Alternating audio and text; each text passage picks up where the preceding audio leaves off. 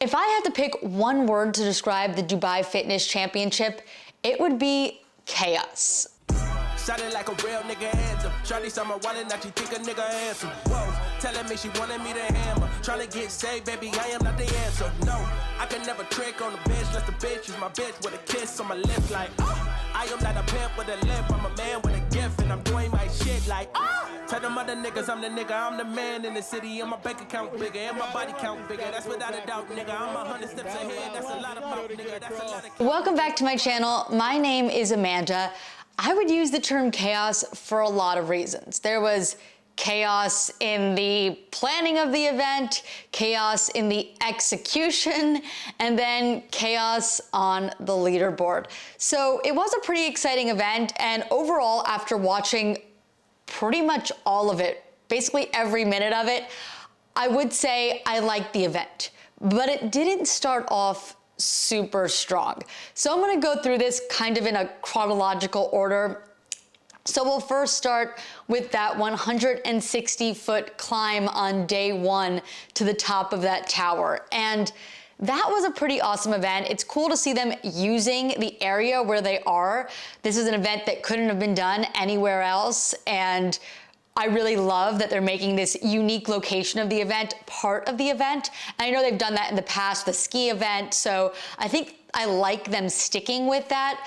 But I was disappointed that the event wasn't broadcast. I was super happy to see Sevan decide to take it upon himself to use the Instagram Live they were putting out and making it into a broadcast with some commentary. That's where I watched that event, and I'm sure a lot of other people did as well.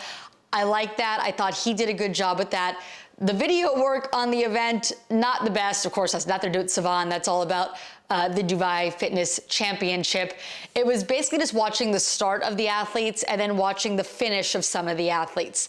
The finish was interesting. It was hard to tell exactly what you were seeing though, because the athletes were starting about 2 minutes apart from each other. So the first person to the top of the building was not the winner. So it was a little bit confusing. You didn't know what you were seeing or who was winning.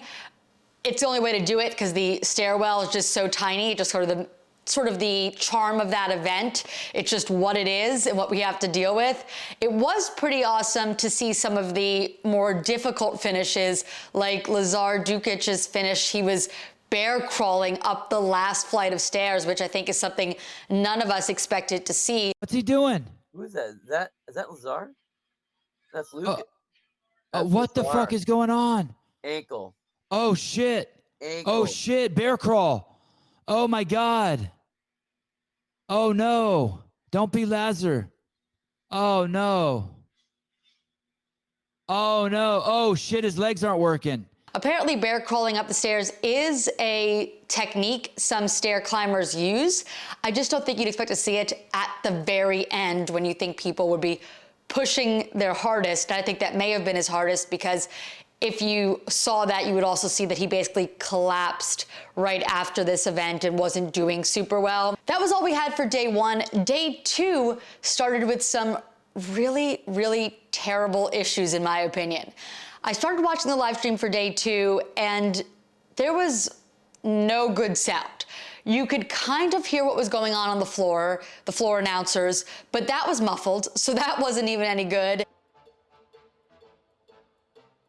And there were no announcers, and it went on for 20 plus minutes with no announcers. And I saw that it was a 5-hour live stream, and I'm like, oh gosh, do I have to watch all of this in silence?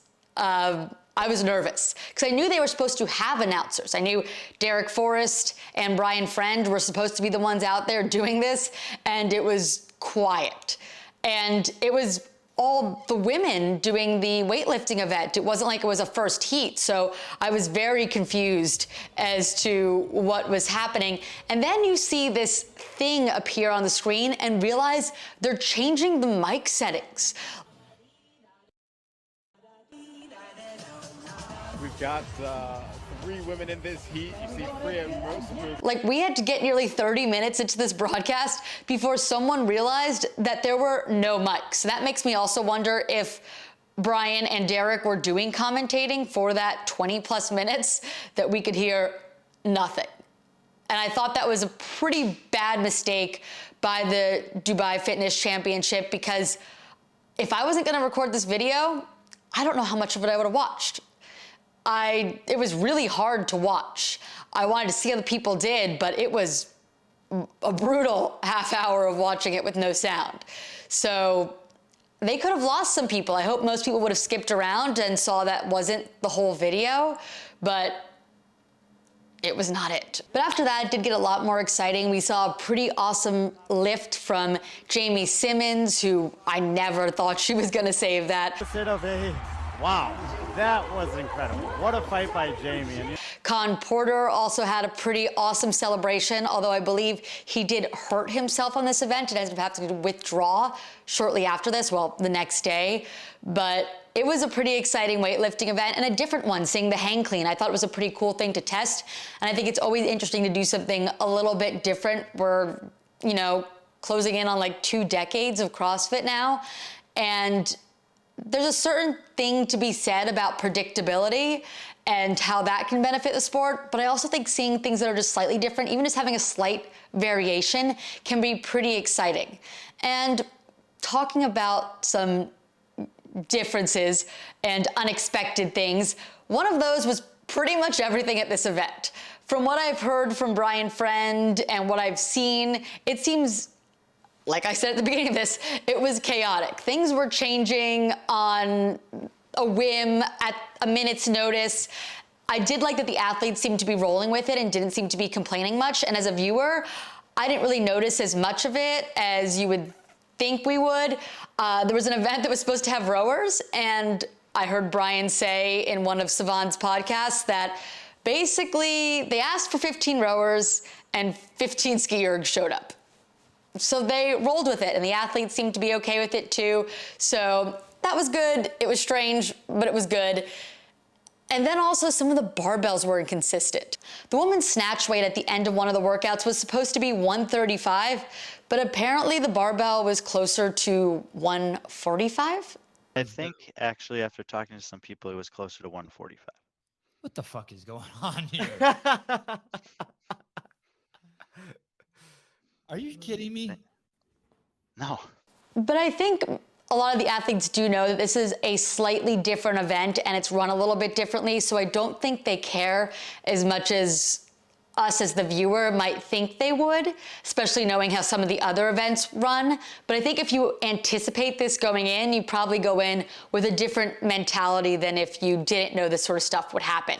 The event, other things that were just strange about it was it started at 4 p.m. Dubai time and only went on for about 5 hours. Most events, you have a little bit more of a break in between each of your workouts, but because they had such a short time frame, that really wasn't part of it, and they obviously knew that. I think it had to do with the arena. They also had some prayer times where they had to turn off the music, so they were dealing with that. Speaking of things they were dealing with at this event, there were just a lot of things going on near or in Dubai at the time. Of course, we have the World Cup going on, and that's not too far from where this event in Dubai was held.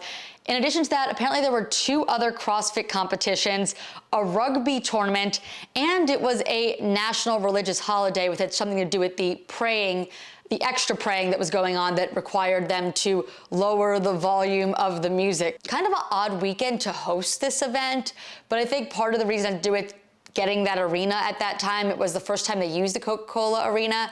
It seemed a little dark to me. I don't know if anyone else thought that while watching it.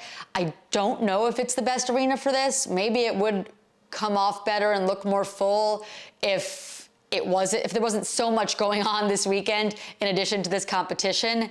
I think that's just hard to know without having more experience in this arena.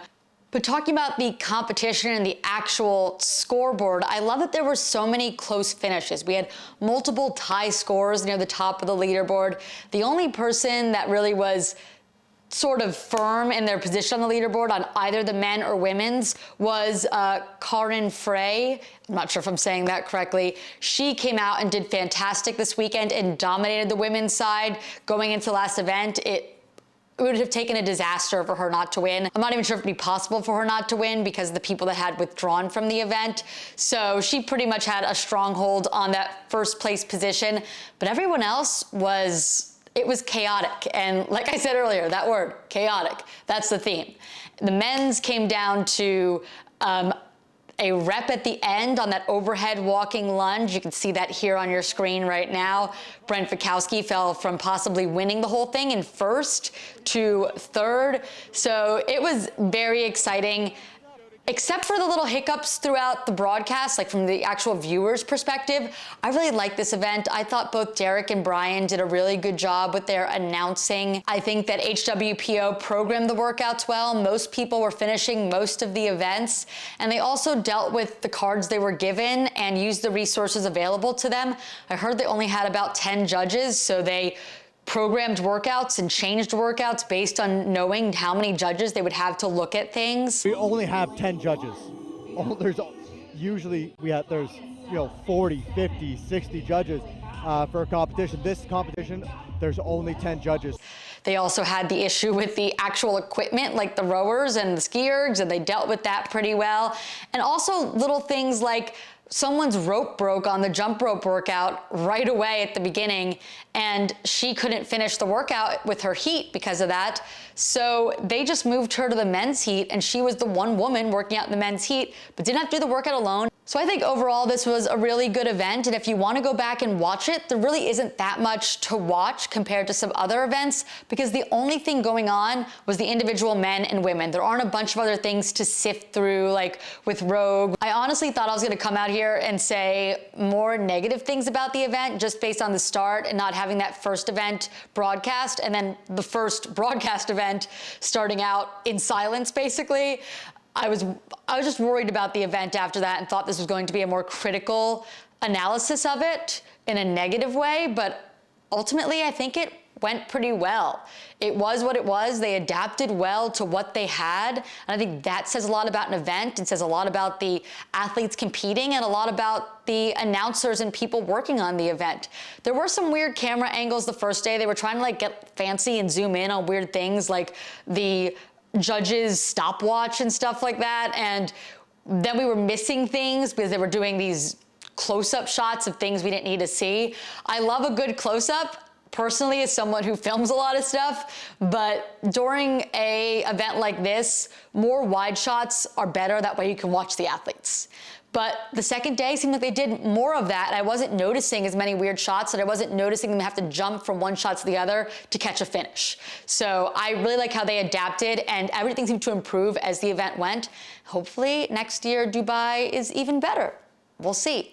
Thanks for watching. If you hung around this long, make sure you subscribe. I really appreciate it. And if you like this video, check out some other of my CrossFit videos or check out some of my other vlogs, reporting videos here.